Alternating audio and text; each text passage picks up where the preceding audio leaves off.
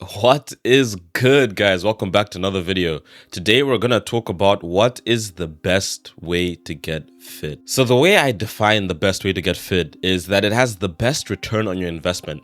More specifically, it takes minimal time and it is easy to balance other aspects of your life with this method. It's the best for your long-term health. It has the lowest risk of injury because no one wants to get injured when you're going to the gym, and it improves your lifelong quality of life. We all want to build muscle, but you also want to be lean. The majority of people don't care too much about looking like a Mr. Olympia bodybuilder. You just want to be more confident and you want to be stronger inside your body. This is why I believe the hybrid approach is best. It allows you to build a very good foundation for strength, but it also allows you to be flexible with your cardio, allowing you to get both aspects of the strength training, but also balancing your cardio and your cardiovascular health. Because who doesn't want better cardiovascular health? So the hybrid approach focuses on 4 things: mobility, strength, cardio, and just having fun.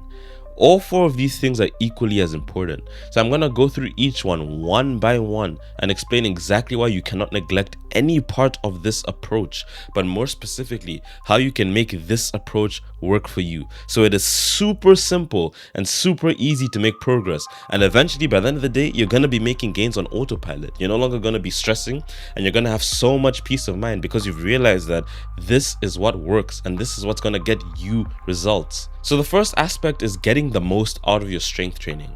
And how do you do this? A lot of people go to the gym, but they don't actually know how to lift weights. This is why you don't see progress or you don't see results from the exercises that you're doing. It's not that the exercises are bad. You just haven't crossed the main core fundamental that everything else in the gym is built on. And that is lifting with the proper technique. If you're trying to work any specific muscle or a different muscle, you have to make sure that you're lifting with correct technique, because if you don't, you're gonna activate and you're gonna call on the wrong muscles in your body. For example, the bench press. A lot of people bench press wrong. Instead of benching with the arms closer to the body, they flare their elbows out, and that puts more strain on your shoulders and it takes less focus away from your chest. The bench press is a chest exercise and it's not a shoulder exercise. And you may not realize it, but there's so many exercises that you're probably doing in the gym wrong. And because you're doing them wrong, you're working the wrong muscle. And working the wrong muscle is not only inefficient, but it increases your risk of injury. So before you do any exercises in the gym, make sure you double check on the technique. And the easiest way is just to go on YouTube and type the name of that exercise. The first video you're most likely going to see is a demonstration. And if it's the video that has the most views, it's probably the most accurate demonstration. So now that we have our technique on lock, we have to focus on the weight that we lift. Never lift weight that you cannot control. But this doesn't mean you should be afraid to push your workouts and really take your body to that next level. You need to get stronger. But strength does not just mean more weight. Strength can mean more repetitions. It can mean better technique, because if you're doing an exercise with better technique, your movements will feel harder.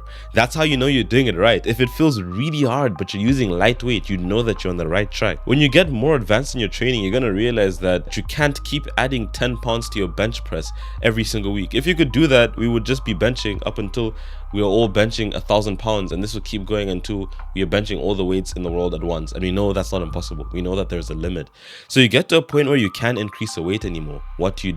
You do more repetitions, you do more sets. And these aren't just tricks that you wait to do when you're advanced. These are tricks that you do to progress along the way. So now that your technique is perfect and you're progressing from week to week and getting stronger, you need to make sure that your recovery is not holding you back.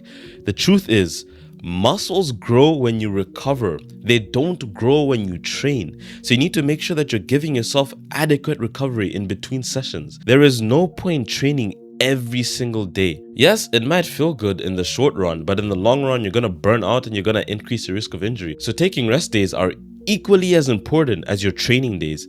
The second thing that you have to do is make sure that you're getting enough protein and drinking enough water.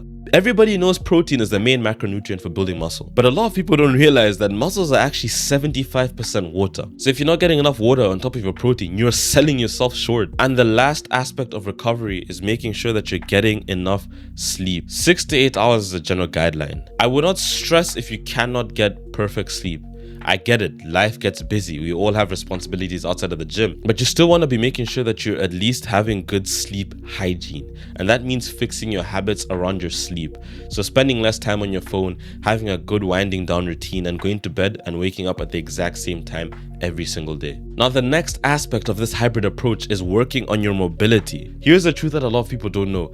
If your technique on your lifts are perfect, so you have a full range of motion, you're going all the way down and all the way up on every single exercise, you do not have to do extra mobility because you're getting so much mobility training by going through a full range of motion in your workouts already. So having good technique is not just to make sure that you're working the right muscles, it's also a very effective way to keep your body mobile. And if you really wanted to go the extra mile, you can add 5 to 10 minutes of stretching every single day.